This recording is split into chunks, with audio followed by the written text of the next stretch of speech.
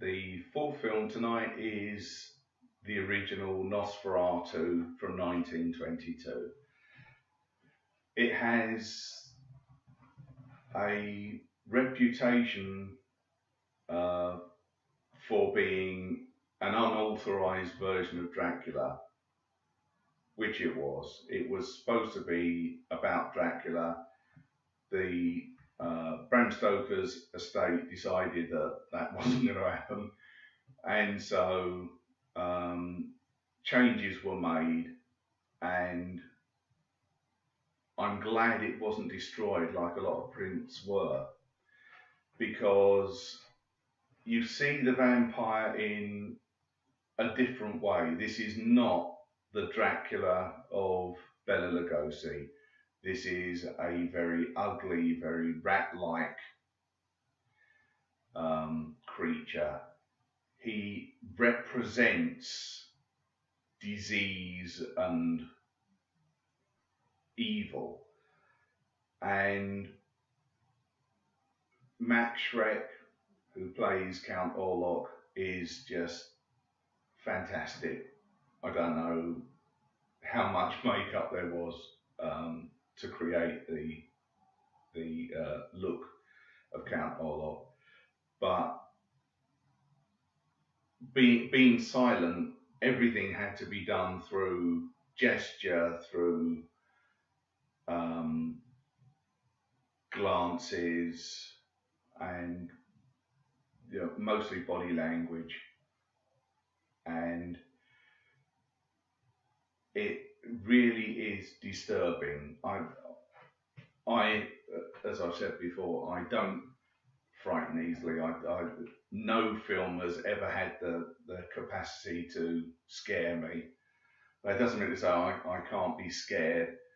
It just means movies don't do it for me. But it is a fantastic film. The version I'm going to be watching has the different, it's not just black and white, it's tinted. So you get some very good atmosphere from the tinting that was done. I'm going for the tinted version simply because I like it better than just plain old black and white. There's nothing wrong with black and white, but it's a preference that I have to have the coloured version.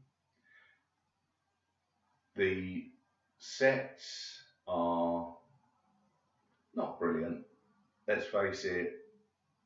Even with a massive budget, the kind of sets they were going for were quite minimal. But there is the German expressionist philosophy behind the movie, and it shows. It really does, and that's why it's so good. It also, because we're so used to vampires being, well, now it's hip and trendy, but it was sort of suave, sophisticated. You think of Christopher Lee's Dracula, who was immaculately dressed. This version isn't. He looks like the disease he is supposed to be representing, because in some ways that's what vampires are. They are supposed to be the embodiment of disease, and the Max Schreck version really is the embodiment of disease.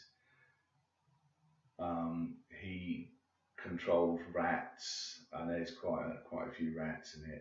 It's just, you can tell that he is meant to stand for a sort of plague, and he is, I would say, one of the scariest vampires that you get to see in the cinema, and it's all the better for it, because of